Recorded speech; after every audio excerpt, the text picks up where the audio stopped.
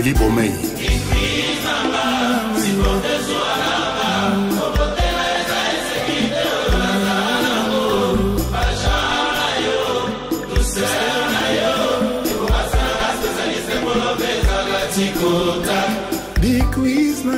Il fait l'unanimité auprès du public en Afrique et dans le monde concernant son talent de chanteur-compositeur. En revanche, sa personnalité, elle, est plus controversée. Qu'on l'aime ou qu'on le déteste, une chose est sûre, Koffi Olomidé ne laisse personne indifférent. C'est une vraie star de la scène musicale mondiale contemporaine.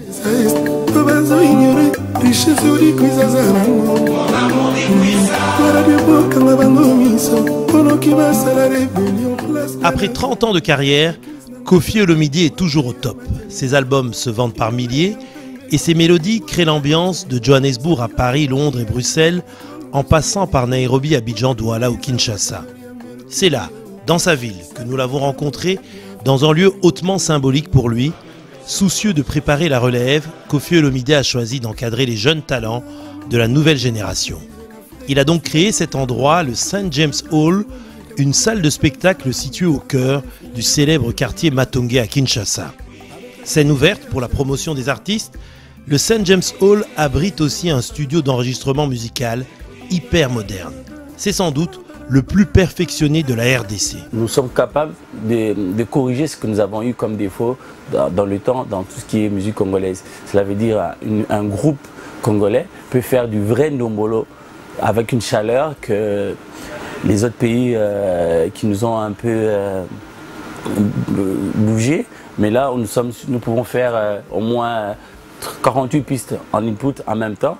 Nous avons la console que tous les grands artistes et les grands studios utilisent. Et l'avantage que nous avons, c'est qu'ici, dans Koffi Central, nous sommes tous artistes, managers et ingénieurs de son. Koffi qui est un grand chanteur, un grand artiste. Quand je dis artiste, parce qu'il joue à la guitare. Vous avez Phil qui est un grand pianiste, qui est ingénieur et informaticien. Moi, je suis un batteur, un ingénieur de son, arrangeur de musique et producteur de musique en même temps. Donc dans ce projet, Koffi a voulu réunir tous les éléments, en fait que quand ce projet démarre, comme maintenant, nous sommes là pour la première fois, vous êtes venus nous voir et nous avons beaucoup de projets. Nous avons tenu déjà à avoir tout ce qui est prérequis ou logistique moyen pour pouvoir atteindre les maximums de notre qualité. Donc créer l'éveil de notre musique. Tu sais que je n'arrive plus à trouver d'adversaire au Scrabble, je gagne tout le monde. La jeune garde est prête à prendre la relève. Elle emprunte avec humilité le chemin tracé par le leader sous son regard bienveillant. Conscient et reconnaissant du fabuleux héritage que leur transmet Koffi Olomidé, ces jeunes lui apportent leur fraîcheur, leur créativité et leur maîtrise des nouvelles technologies et du marketing des réseaux sociaux. Voilà, ces jeunes qui sont là autour de toi, que tu encadres, présente-les-nous un peu pour nous dire qui fait quoi là. Lui, c'est le gars qui éduque, qui forme Koffi Olomidé, qui le sermonne, c'est le manager, c'est l'homme d'affaires, c'est lui qui est censé me vendre. Eddy, c'est champion de l'image. Voilà, et lui, il est là, il est ici présent, superviseur, il encadre comment on appelle ça, les techniciens de surface de Koffi Central, donc les filles et les garçons, pour que l'endroit soit bien tenu. Mais bon, Koffi, c'est quelqu'un qui aime toujours de nouvelles choses. Comme vous le voyez, Koffi a été au top depuis ma naissance jusqu'à aujourd'hui. Il a servi nos parents jusqu'à nous.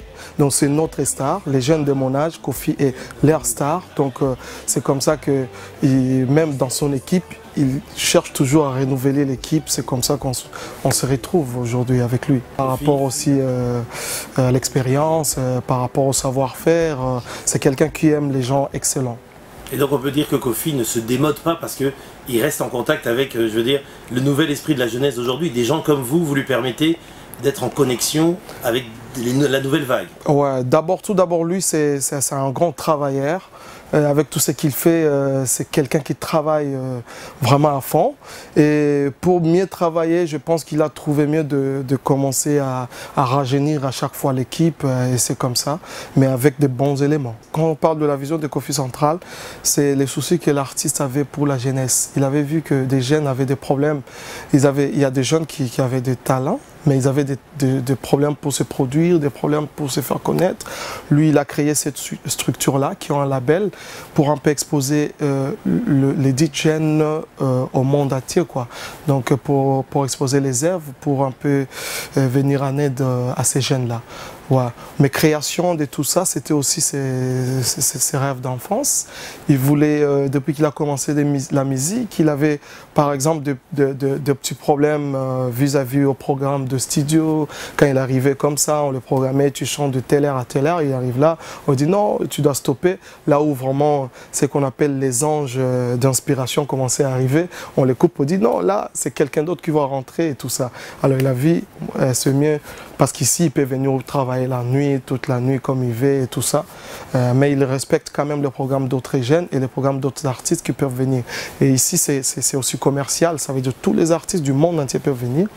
On a même des programmes là bientôt avec les Nigériens qui arrivent pour jouer dans ces studios. Je pense même que ça sera inauguré avec une dame nigériane que je me réserve à citer le nom, mais ça sera public, vous verrez. C'est-à-dire on est en train de réfléchir sur la forme parce qu'on voulait mettre du jazz pendant la semaine, la musique qui n'est pas tout à fait la rumba, des choses un peu différentes. Mais en week-end, il y a régulièrement des jeunes orchestres qui viennent et je pense que nous, on sera ici le 15 octobre ou le 23 octobre pour un récital.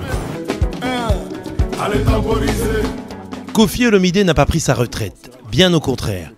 Il se rend encore sur le devant de la scène pour de longues années. Il a juste adapté sa stratégie pour faire face aux défis de notre époque. Dans un monde globalisé et où la musique congolaise doit faire face à la montée en puissance de l'industrie musicale du Nigeria ou d'ailleurs, Koffi a compris, à l'image d'autres stars comme Youssou N'Dour, qu'il fallait désormais professionnaliser la musique africaine et construire sur le continent les conditions idéales pour que la musique africaine soit produite en Afrique par des Africains. Koffi Olomidé, bonjour. Bonjour Eric. Merci de nous recevoir ici chez vous, en tout cas dans un lieu que vous avez inspiré, que vous avez mis en place, le St. James Hall. On en parlera tout de suite pour nous dire un peu à quoi va servir ce lieu et pourquoi vous l'avez mis en place. Alors, d'abord, pour ceux qui ne vous connaissent pas, mais sans doute il y en a très peu, vous êtes un artiste mondialement connu, un des symboles même de la rumba congolaise, connue dans le monde, comme je dis, leader d'opinion aussi, parce que vous avez, comme on dit, lancé des modes, influencé l'opinion publique au Congo, en Afrique et aussi dans le monde. Je me rappelle de un de vos derniers tubes Selfie, qu'on a vu repris de façon virale sur les réseaux sociaux. Donc vous êtes un influenceur, vous êtes aussi un chef d'entreprise et puis aussi un père de famille. Alors Koffi Olomidé, ici on est donc au St. James Hall, je veux dire un lieu à la fois salle de spectacle, studio d'enregistrement. Pourquoi vous avez voulu ce lieu et qu'est-ce qui vous a poussé à le mettre en œuvre? Merci d'abord d'être venu. Ça, c'est un rêve qui est en train de se réaliser. J'ai voulu remercier la musique qui m'a tout donné, qui a fait de moi ce que je suis. Et j'ai pensé que la meilleure façon de faire ça, c'était de faire quelque chose pour les jeunes qui aiment la musique, qui veulent devenir des personnalités à travers la musique, comme c'est un peu mon cas aujourd'hui. C'est comme ça que je me suis dit, je vais essayer d'imaginer quelque chose qui puisse aider les jeunes talents. Il y en a beaucoup. Et donc j'ai fait cet endroit. Bon, maintenant, on peut être d'un certain âge, mais on peut venir se produire aussi. Il y a un studio, il y a aujourd'hui cette salle. Je vais créer aussi une espèce de musée, l'histoire de la musique, pas seulement la mienne, James Brown, Kale Jeff, Taboulé Rochereau, Papa Wemba, etc. Et puis voilà, pour moi c'était ma façon de dire ma gratitude à la musique, à la chose musicienne, parce que la musique m'a tout donné, la musique a fait de moi ce que je suis, et je voulais à travers Kofi Central être utile aux jeunes talents, aux jeunes qui veulent demain devenir les patrons de la musique à travers l'Afrique, à travers le Congo, à travers l'Afrique. Après plus de 30 ans de carrière, vous êtes arrivé maintenant à un moment où la question de la transmission, c'est-à-dire la responsabilité que vous avez face à l'histoire, face à cette jeunesse qui émerge, c'était important pour vous? Mais évidemment, parce qu'on ne peut pas ne rien faire, rester indifférent, il faut préparer l'avenir. Moi, je fais comme je peux, le mieux possible, mais je pense que c'est pas rien.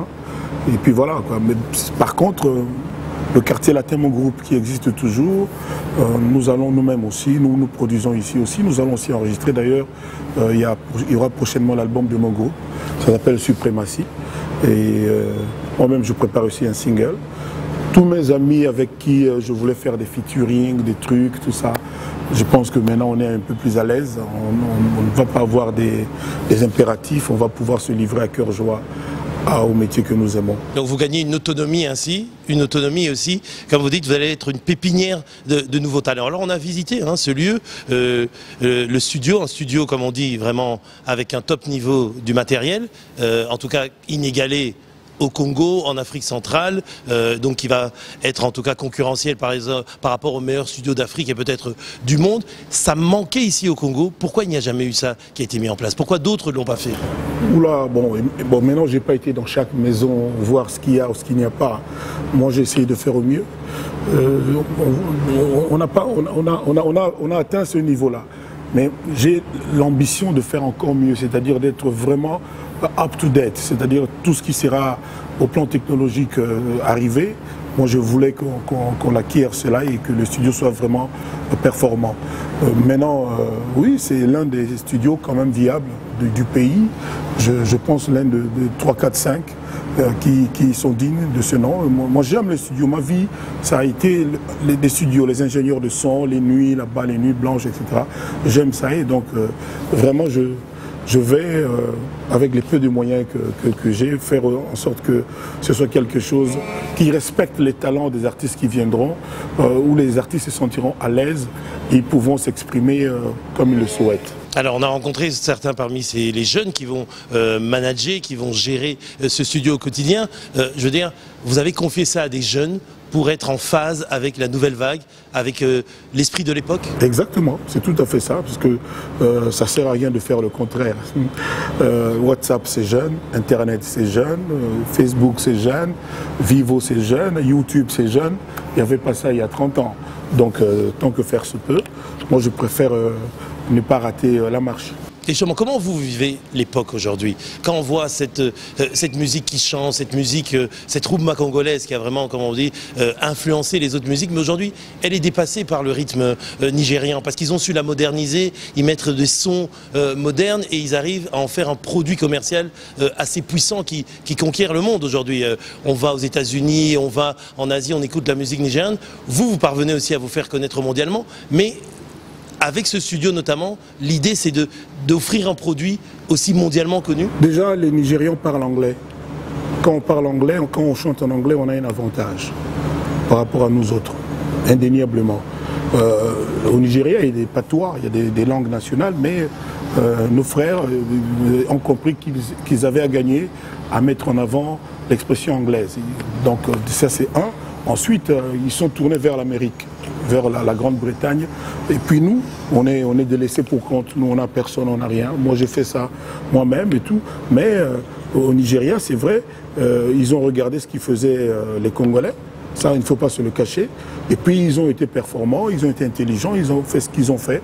Et ça marche, notamment parce qu'ils chantent en anglais. Mais je ne peux pas penser ni croire qu'il y a plus de talent artistique au Nigeria qu'au Congo. Ça, c'est faux. Nous avons tous les problèmes. Déjà, notre musique, internationalement, est confrontée à un problème politique. Il y a le phénomène que tout le monde sait des combattants. Nous ne nous produisons plus à l'étranger comme on le faisait à l'époque de Bercy, tout ça, parce qu'il y a cette situation-là. Ça, c'est vraiment quelque chose à ne pas négliger.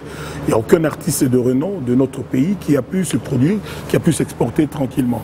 Nous sommes un peu à la traîne sur le plan Internet. Tout le monde sait que moi, par exemple, je suis un bébé sur les trucs de YouTube, machin. C'est comme ça que je me suis entouré aujourd'hui d'une équipe de jeunes orchestré par mon manager Richard Bongana, qu'on appelle Cassius Clay. Et donc on va voir comment ça va donner. J'ai des amis en France, Christelle Mangaya, mon jeune frère Tuturoba, Angelo Central. Et puis voilà, on va voir comment ça va donner. Mais on a beaucoup de retard sur les nouveautés. Parce que nous avons quand même beaucoup de difficultés dans notre pays. Mais moi, personnellement, je ne suis pas du style à laisser tomber les bras et à déclarer forfait. Donc on va se battre et puis on va récupérer. Mais tout ce qui est des talents, de la création artistique, je ne souffre d'aucun complexe. Et je suis convaincu que le Congo est très nanti pour ça. Et justement, Kofi Central, le label Kofi Central, ça sera une pépinière d'artistes? Exactement. Donc je lance d'ailleurs aujourd'hui un appel à tous ceux qui pensent qu'ils peuvent éclore. Moi, je ne demande qu'à les écouter, à les rencontrer. On va d'ailleurs initier aujourd'hui, ici à Kofi Central, un jeu des Genie Girls, Genie Boys. Je pense que, Eric, tu en as parlé avec mon manager. Donc, on va faire au mieux pour que on fasse parler encore une fois la musique congolaise, les jeunes talents de la musique congolaise. Oui. Alors, il y a Kofi Central, vous avez dit, il y a Quartier Latin. Je veux dire, et qu'est-ce qu'il y a dans le pipe? Quels sont les projets? Puisque vous avez dit, ici vont se produire à la fois des jeunes talents, vous-même, votre label, et puis vous allez faire venir des featuring. On peut voir un featuring entre Koffi Olomidé, Don Jay-Z, Koffi Olomidé et d'autres artistes. Exactement. Non, moi je ne demande pas mieux que ce que tu viens de dire. Donc moi j'appelle ça de tous mes voeux, ces featuring, ces rencontres artistiques. Je pense elles vont voir le jour. Et puis voilà, mais du Quartier Latin, mon groupe existe. C'est un groupe qui fait le bonheur quand même des Congolais, des Africains. Nous préparons l'album du groupe et on se produit là. Et vous avez entendu parler inévitablement de Cindy Lecoeur. Donc on va faire des récitals. Et voilà. Donc on va continuer de travailler et de faire plaisir aux gens. Alors j'ai dit artiste, leader d'opinion, chef d'entreprise, père de famille. Précisément, est-ce que vous êtes un des exemples, rares malheureusement, des artistes congolais qui peuvent vivre de leur talent, vivre de leur production artistique? Est-ce qu'aujourd'hui au Congo, la machine économique au niveau de la production artistique permet-elle à quelqu'un de vivre? Plus ou moins, mais nous savons, moi j'aime pas trop tremper dans l'affaire politique, dans le contexte actuel. Ouais. Mais vous savez, il y a aussi l'intelligence de chacun, le bon sens, le sens de discernement. Donc voilà quoi, donc oui, on peut arriver, hein, mais c'est jamais à 100%. Moi-même, je souhaiterais que ce soit bien mieux que ce qui se passe maintenant. Mais oui, on peut y arriver, pourquoi pas. C'est vrai qu'il y a beaucoup de paramètres qui sont aujourd'hui faussés. Il y a beaucoup de trucs qui ne marchent pas, mais on peut y arriver. On ne va pas se laisser mourir au bord de la route. Précisément, mais ce que vous dites c'est important parce qu'on parle aussi à des jeunes Congolais qui vous voient peut-être comme un modèle. Vous dites, il y a beaucoup de choses qui ne vont pas, mais il faut continuer. Quelles sont les raisons d'y croire? Pourquoi il faudrait dire, si un jeune vous entend là, il entend notre entretien, qu'est-ce que vous pouvez lui dire pour qu'il y croit encore, qu'il se dise non, moi je suis un jeune artiste, je peux réussir avec mon art en étant ici au Congo? Et bien sûr, souvent on pense que c'est toujours mieux chez le voisin, mais très souvent on se trompe aussi. C'est chez nous, même s'il y a la pluie, même si ça sointe, on ne va pas brûler notre maison. C'est chez nous, donc on va tout faire pour que on s'en sorte tête haute. Donc voilà, alors les jeunes, ils n'ont qu'à regarder Kofi. Il y a aujourd'hui les jeunes talents comme mon filleul, Fally Ipupa, il y a beaucoup d'autres. Oui, il y a des raisons d'y croire et de ne pas se laisser mourir au bord de la route. Moi j'y crois. Et j'invite les jeunes à se battre et à y croire encore et encore. Vraiment, il y a des raisons parce que, bon, aujourd'hui c'est difficile, aujourd'hui c'est pas, la météo n'est pas bonne, mais il n'y a pas de raison de se convaincre que demain ça n'ira pas non plus. Moi, toujours optimiste. Bien entendu. Vous savez, il n'y a pas que les jeunes. C'est la nature ou bien c'est les faits qui vous poussent à être comme ça? C'est d'abord ma nature, et puis moi je me dis, Dieu n'oublie pas les siens, Dieu n'oublie pas ses enfants, et puis avec l'intelligence, avec l'effort, il ne faut pas qu'on attende que tout tombe du ciel. C'est en travaillant qu'on arrive à réussir. Peut-être aujourd'hui les jeunes, il y a une espèce de mode que non, tout doit venir par Dieu, etc. Dieu c'est bien, c'est lui notre créateur, moi je crois en lui. Mais après, il faut se mouiller, il faut travailler, il faut transpirer, il faut retrousser les manches, se mettre à l'ouvrage, se mettre au travail résolument.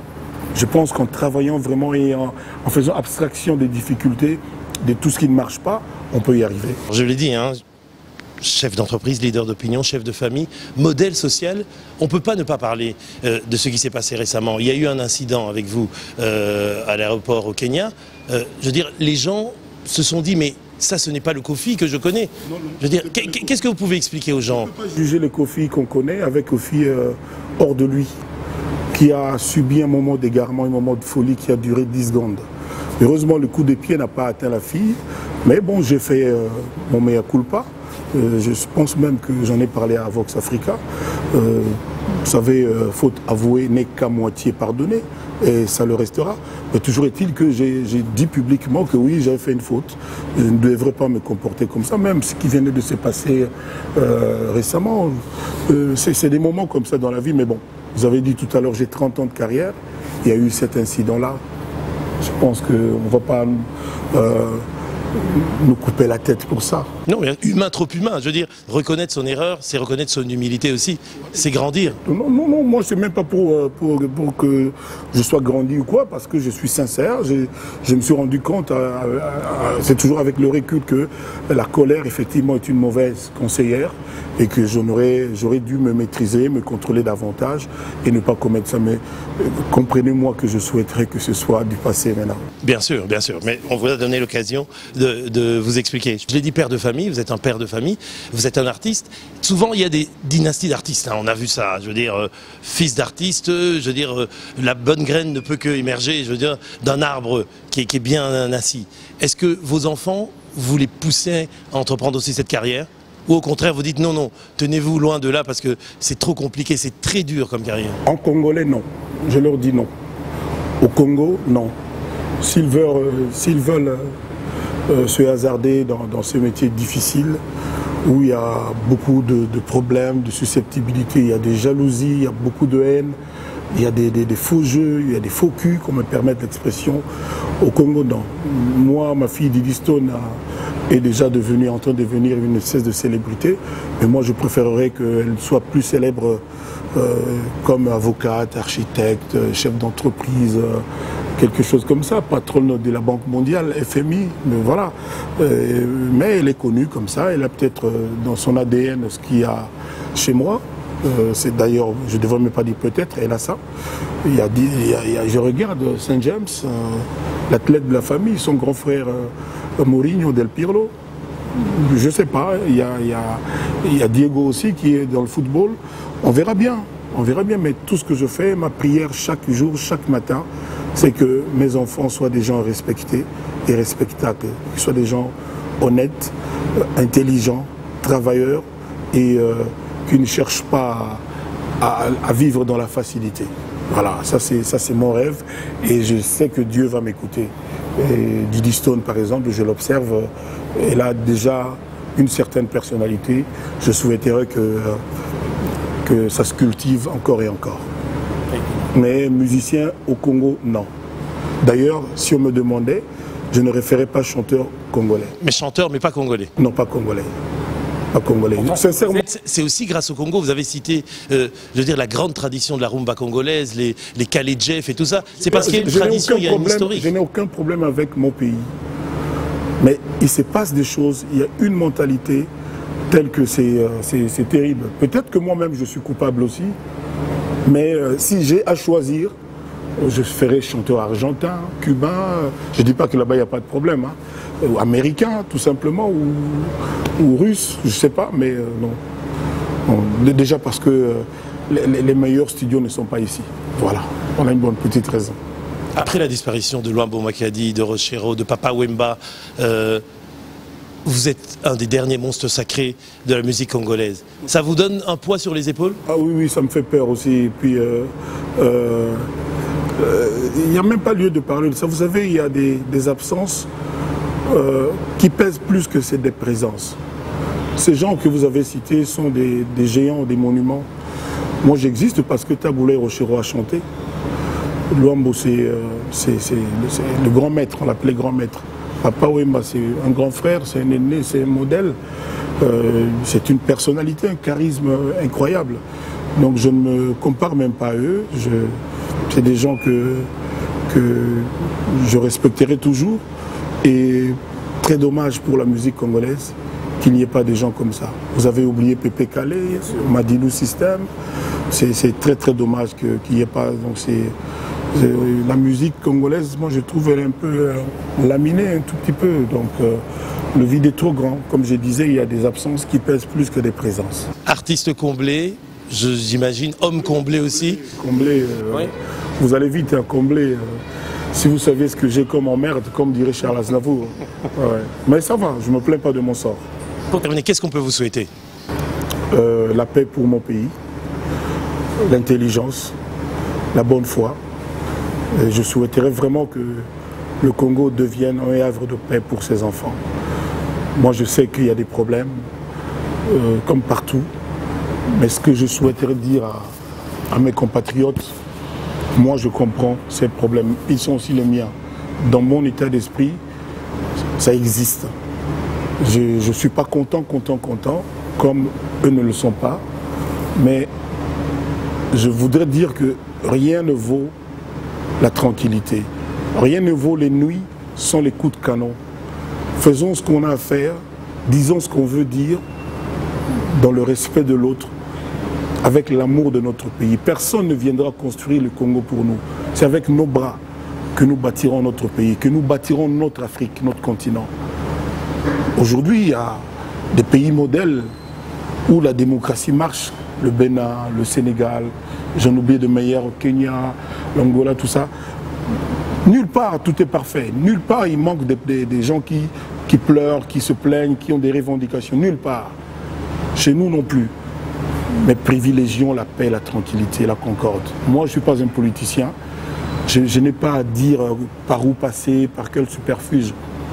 Je dis, n'hypothéquons pas la tranquillité. Nos enfants méritent de dormir en paix. Les bébés, les gens à l'hôpital, dans les hôpitaux, méritent de dormir dans la tranquillité. Les élèves doivent aller à l'école, les professeurs doivent les enseigner. Parce que sans l'éducation, nous n'y arriverons pas. Voilà ce que je voulais dire. Pour le reste, le Quartier Latin là, il y aura bientôt l'album du groupe Quartier Latin. Moi, j'ai fait mon dernier album. Mais avant l'album du groupe, je vais signer un single. J'espère avoir des featuring. Je vais me référer à Cassius Clay, Richard. Et ça va être du bonheur pour tout le monde. On attend ça avec impatience. Merci beaucoup, Koffi Olomide. Merci Vox Africa. Merci à toi, Eric. Merci beaucoup. Ok.